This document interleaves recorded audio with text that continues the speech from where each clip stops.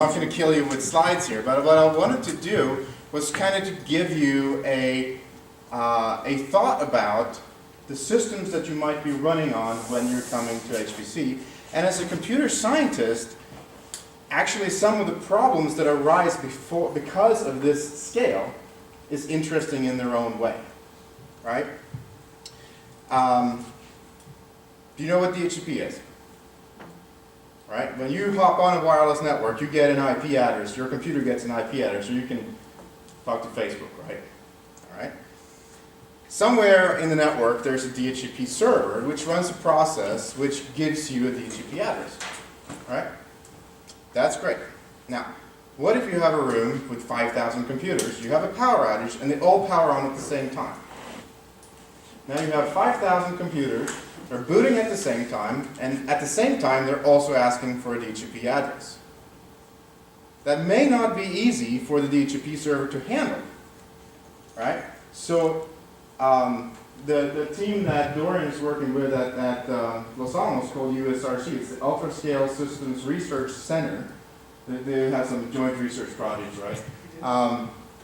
They're looking at that kind of software that actually runs in order to go with these computers. Someone mentioned exascale.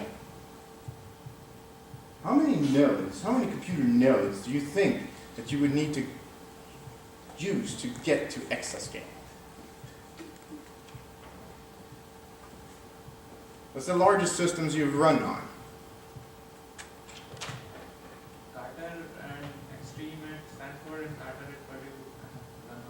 Okay, and how big are they? How many nodes did you have? All right, so all right, so they're big. Dorian mentioned in his slide the largest supercomputer right now. It happens to sit in China. It has 10 million some nodes, right? It is running at 93 petaflops. So we need 10 of those in order to reach exascale. Okay, do you know how much power that computer uses? About 13 megawatts. Okay, do you know how much? Remember that other slide Dorian had that says more money, more problems? Do you know what it costs to turn on the power switch to a computer that uses 13 megawatts of power? About $13 million a year just to turn on the power. Right? I have a small data center in Los Alamos at the New Mexico Consortium. We only have 1 megawatt. My power bill is $75,000 a month. So, running the infrastructure that allows you to do these optimal operations and things like that, it is not cheap either. Right? 13 megawatts. What happens to those bits that you shuffle around? What is the byproduct of those bits that you shuffle around? Heat. How do you get rid of 13 megawatts of heat? More power. Depending on how you cool those computers, you might spend 5 more megawatts just to remove that heat because you need a giant refrigerator. Right? The goal for exascale is to get 10 times the current compute capacity in less than 40 megawatts by 2020. Okay? Now, how many of you have heard of Roadrunner? No? One, maybe two people? Okay. Roadrunner was the first computer that reached a petaflop. Okay? It was built in Los Alamos. It was essentially made of AMD processors and PlayStations. Glorified PlayStations. It was called a cell processor. It was modified by IBM to essentially do double precision floating point numbers. But it was the first hybrid computer that had both a regular processor and an accelerator. And today, in order to get to accelerators, you use GPUs or you use Knight's Landing or whatever you might.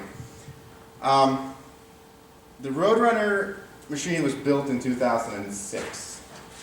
It was 4,000 and some hundred nodes. It took up 17 rows of 17 racks. It took about 6 megawatts. Right? Today, if you go to Cray and you say, I want to buy your latest computer, they will take that computer in one rack at 90 kilowatts. So reaching exascale is probably not a hard, well, it's a hard thing to do, but getting there is definitely plausible within the range of the things that we have. But part of my view of these things is the infrastructure that goes into supporting these kind of computers, right? The power, the cooling, the workforce that you need in order to do something. One of the things that I first learned when I came to Los Alamos was when you have a lot of computers that don't have monitors and keyboards and things like that connected to them, when you do a BIOS update, have you ever had a computer where the keyboard wasn't plugged in and it stops and it says press F1 to continue? All right. So one of the lessons learned in Los Alamos on one of those machines was that they had 4,000 machines sitting there, and somebody updated the BIOS but forgot to turn off that feature. So what do? Well, you take a staff of 20 people who goes in with a USB keyboard, plugs it in, presses F1, moves it to the next computer, plugs it in, presses F1, moves it in, plugs the next computer, presses F1. With scale comes different kind of problems. We had the first computer that I built, and I'm very proud because I used high schoolers to build this computer. Pay better than McDonald's, and they got some real use out of it. We put hard drives in these computers. There was 1,000 machines, 2 hard drives in each of them. So that's about 2,000 hard drives. And we plugged them in, we tested them, everything worked, put them in the server room, everything worked, except for all of a sudden, the hard drives are no longer working. So we take the machine out of the rack, into the office, and everything worked just fine. Take the machine back down into the server room, plug it into the rack, the hard drives are no longer working. This is one of these problems that are hard to find, but maybe easy to fix. It turns out that the fans that were sitting in the computers were vibrating too much because they were getting old, so the bearings were getting bad. So that the computer next to this computer that I had that was failing had vibrating fans, and it caused the computers around it to vibrate, and when hard drives vibrate, they don't perform well. That took a while to figure out. What was the solution? It was very simple. You take apart every machine, you replace all the fans that are broken, you put vibration dampening rubber grommets onto every hard drive screw. There's 4 screws per hard drive and 2 hard drives in each system and 1,000 systems. Took 5 students, 3 months. How many Big Macs was that? Quite a few, right? But what I'm trying to say here is that you actually have a fairly, shall we say, lush lifestyle when you get to log on to one of these computers and it just works, right? There's actually a lot of things that go on behind the scenes in order to make these things happen. So, why don't you mention cable management? Yeah, I was getting to that. Yeah, absolutely. Your bus leaves at 5, so you have to be at the bus at 5. I'm very passionate about this, but all these problems are interesting. Cable management. Have you built a network before? Have you done any kind of networking at home? All right. Have you used Ethernet cables, maybe? Yep. All right. I maybe should have brought some pictures because it's kind of fun. I inherited a lot of stuff from Los Alamos. And after 6 years of doing it, I'm about done with used hardware. It's much more fun to play with new stuff, but that's what the lab gets to do, and I don't. But that's okay. My largest switch, which I got from Alamo, is about yay tall, fits in a rack, has 624 gigabit Ethernet ports on it. All right? When you tell a high school student, I have 624 wires, actually it's more like 2,000, but I've got 2,000 wires here, and here's 4,000 labels. Take 2 labels that have identical numbers on them and put on each one on each end of each cable. Please. Right? I'll pay you $12 an hour to do this, but please do that, right? So then you do this, and you go through this entire exercise, and you have 2 switches right next to each other, 1,200 cables coming out. And we're talking this much of cables coming out from one switch, right, that goes out through various things. You plug them in, you wire them up neatly, and you say, turn on that computer, and that computer turns on. Who wired the cable incorrectly, right? So now you've got to go through all these 2,000 wires and test them to make sure that you're actually talking to the computer that you think you should be talking to. Lots of interesting stuff going on there as well. Not only that, you don't just have Ethernet, you also have InfiniBand, and maybe you have a backup control network, so you actually have 3 network cables coming to every computer. So that's an interesting part. When you buy a computer system, actually, do you know what the definition of a supercomputer is? What? It's a pain in the rear, sure. It needs to cost about $30 million. And that's been true, I mean, that's not an official definition, but when you look backwards in time, anything that costs more than $30 million has essentially been considered a supercomputer, right? At least with Alamos scales. That's also a different story, right? When you come to a place like Alamos. When I came there 10 years ago, and we got a network connection to our clusters. And it's a 10 gigabit network connection straight out to the internet. Somebody said, we have USB drives that are about 5 gigabytes. It might take you a little while to download them, right? At 10 gigabit, that takes 4 seconds. Right? But then when you talk to other people and you say, oh, do you have a hardware that can do 10 gigabits? And they say, oh, you mean 10 megabits? No, I really mean 10 gigabits because that's what I have. You run into issues like that.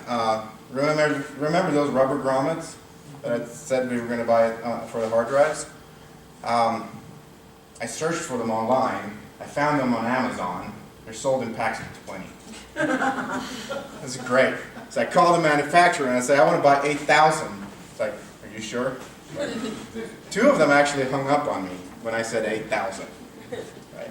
So there's different kind of problems. Not only that, what do you do with a computer when it's done? When you're done with it, you're going to throw it away. Well, you're going to pack it up, see if anybody want to buy it. Anybody want to buy 2,000 old machines that are 10 years old? No, you got to recycle them, right? So you got to make sure that everything that you have is actually taken care of. There's a lot of bad stuff in computers, right? The chips contain various metals and various things. Every now and then you open a computer and say, ooh, the heat sinks are made of copper. It's a gold mine. Like, except for you actually have to take them apart and take the copper out, and that takes like 3 months, right? So you don't want to do that, right? But there's a whole other world of this thing. But when you start looking at it, it's actually very interesting. What happens to the computer systems when you run them is not just that your code is running on them, but there's also a lot of stuff happening to the system, right? All the computers generate logs. And there's things you can do, for example, by looking at the logs. If all of a sudden you see one computer starts spitting out memory errors, maybe you should just take that machine out of the pool of the computers that are being used for computation, because that could be a good thing, because if you have memory errors, you might get mistakes in your calculations, right? Another story from Los Alamos, this is a great one. It almost involves the Hulk, right? One computer system in Los Alamos that they built a long time ago was called Q. And they found on this computer system something that was called silent bit errors. Okay? Any idea what that might be? It's when you transfer data and something happens to one bit in that data and it goes from a 0 to a 1. Okay? We have something to guard against that, and it's called CRC. Checksums? Heard of that maybe? Okay. A simple checksum looks at how many numbers you have, and it says, yes, it's an even number, it's an odd number, for example. And if you flip one bit, then you'll see, oh, it went from an even to an odd number, or it went from an odd to an even number. But if you have 2 that flips, the checksum is actually still the same, right? Well, it turns out that because Los Alamos is at an altitude of 7,500 feet, the gamma radiation in Los Alamos is higher than it is at sea level. So, and gamma rays are bad for bits. It'll flip them. So when a gamma ray hits the bit in the right place in the computer system, the bit flips. And if you have two that flips, it doesn't help. How could that affect your calculations? Well, if you have a 64-bit floating point number, and one of the bits flip and changes a decimal, and then you do 10 to the 15 calculations per second, using that value as a base, that error propagates very quickly. Okay? I didn't discover this. How did the scientists in Los Alamos discover that? You take one of the computer systems, you stick them at the end of a mile-long linear accelerator in the gamma ray chamber, essentially, and you bombard it with like 1,000,000 times the normal gamma radiation, and you see, oh crap, my calculations failed. They didn't come out right. But it's these kind of things, for me, that makes the whole, I like writing software too, but I could not stand the idea of sitting in a cubicle somewhere in California for one of these big companies and writing code all day long. That's not who I am. I like to try different things, and dealing with hardware is actually kind of fun. It can be extremely frustrating, but it can be lots of fun. And it has its own interesting problems that are involved in it. From, oh, my server room floor can't handle the load of the rack. All right, have you seen a server room floor? It's all white, except for those tiles that have little holes in them so the air can come up. They are not quite as strong as those that are solid. And when you roll a rack across them, and the rack starts weighing 5, 6, 7, 8,000 pounds, they say, and they go through the floor, right? So how do you deal with that? How do you deal with cooling? Something that could happen is that you push cold air up underneath the floor, and the machines at the bottom suck in all the cold air, so the machines at the top get hotter, and they fail more frequently than the machines at the bottom of the racks. Except if you push the air from the top of the ceiling and down, then the machines at the bottom would fail more often, and things like that. There's a whole bunch of different interesting scientific portions of computation that you may not, as a software engineer or something like that, see, or domain scientist that you may not see. But if you're interested in computer systems, this is just one of those things that you might bump into, right? And to me, this is just, it's fascinating and it's interesting, and maybe not the high schoolers mislabeling cables, but it just shows the importance of everything from the hardware to the power to the building that you're in. Maybe the floor is painted with something that has lead in it or something like that in an old building, and you roll the rack over it and it comes up, and all of a sudden it's a health hazard. Who thinks about those things? But it's actually possible. And the team of people that makes these machines, that puts these machines together, that makes them available, that pulls all those cables, that makes sure that when a machine fails, you go and you replace it, for example. Standard systems administration for eBay right now is 25,000 servers to one person. Right? 25,000 servers is a lot of machines. But if they're all the same, it makes it all easier until you have to touch every single one of them. And that's the end of my talk. I hope you enjoyed it a little bit and saw a little bit of a different view on high-performance computing, but there's a whole world out there, and HPC is definitely the way to be. So